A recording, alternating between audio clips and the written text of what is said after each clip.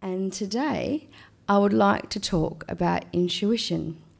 And I would like to begin that with a story. I have many stories in my life that I wonder whether I should attribute to intuition or coincidence or both or none. And I wondered which story I should share.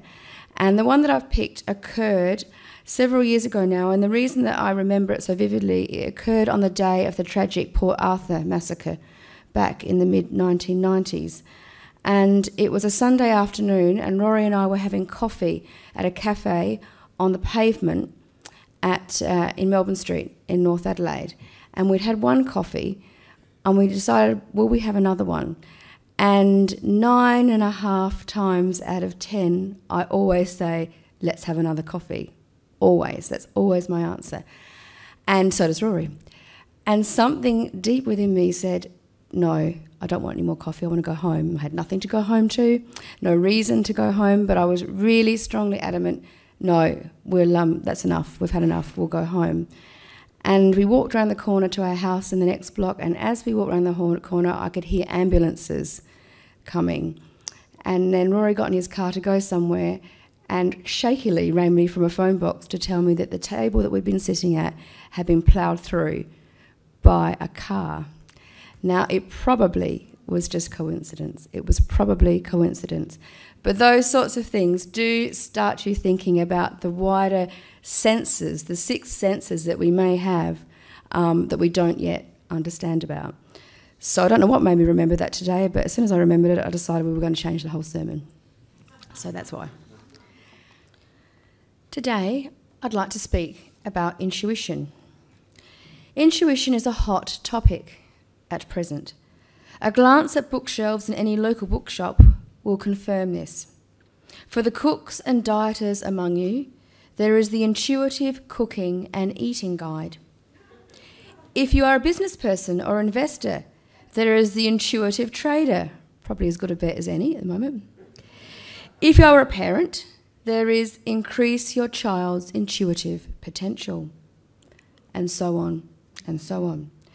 It seems intuition is big business.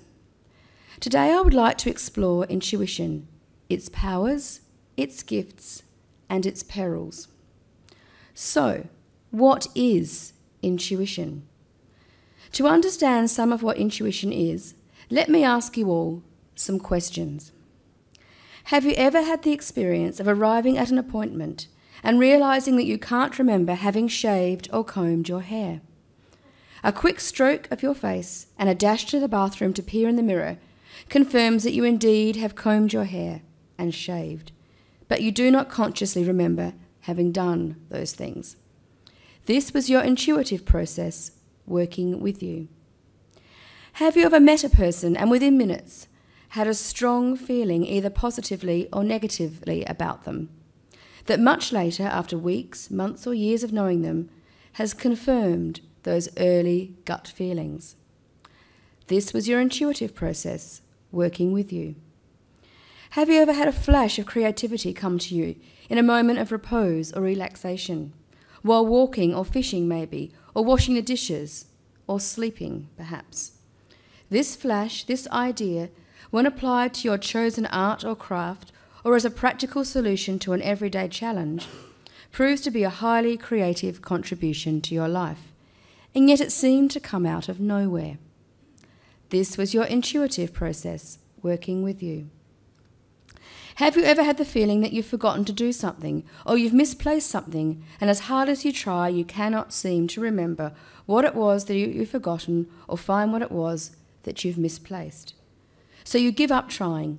You push it from your mind and move on to another, usually practical, physical task, and hey presto, you remember what it was that you'd forgotten, you find what it was that you'd lost.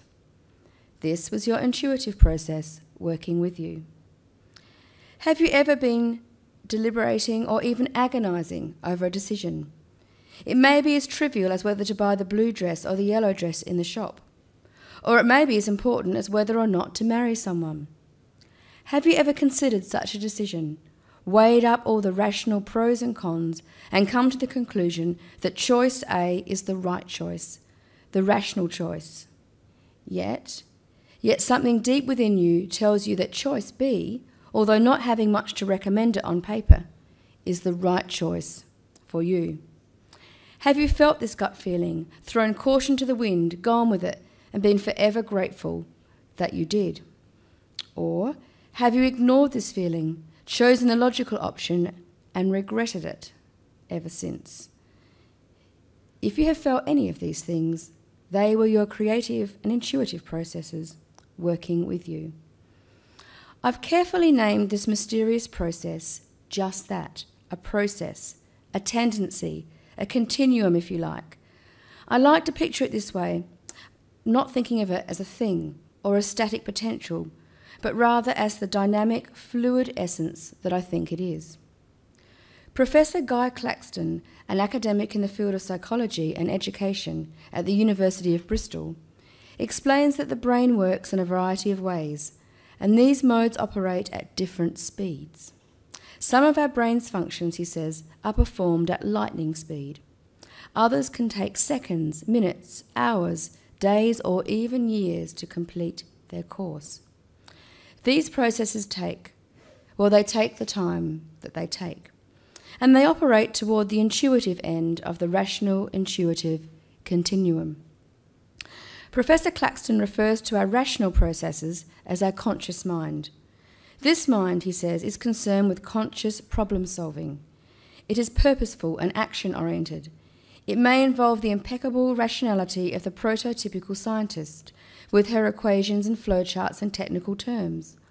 Or it may involve the more common or garden kinds of thinking, weighing up the pros and cons of a decision, talking things through with a friend, jotting down thoughts or making lists on the back of an envelope, trying out arguments over dinner, discussing family arrangements. The mode of thinking that does not operate out of the conscious mind, the undermind as Professor Claxton calls it, is more intuitive in its approach. This form of thinking, this type of knowing, is a slow knowing, a kind of thinking that rather than demanding a rapid response, a lightning-quick delivery, favours rather a mulling over, a slow simmer on the back burner. It does not respond to a demand for answers, but takes as long as it takes. Professor Claxton compares these two ways of thinking and knowing to the hare and the tortoise in Aesop's fable. We need both ways of thinking and knowing as individuals and as a society. In many situations in life, we need the quick wit, the lightning response, and the precision of the hare.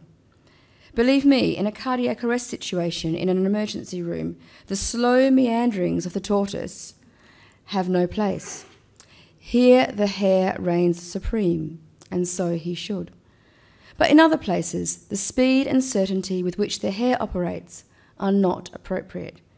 In less black and white situations, in a more ambiguous climate, the slow mulling of the tortoise and the depths he plumbs as he ponders and considers may perhaps prove deeper and wiser than the rapid and sometimes superficial gleanings of the hare.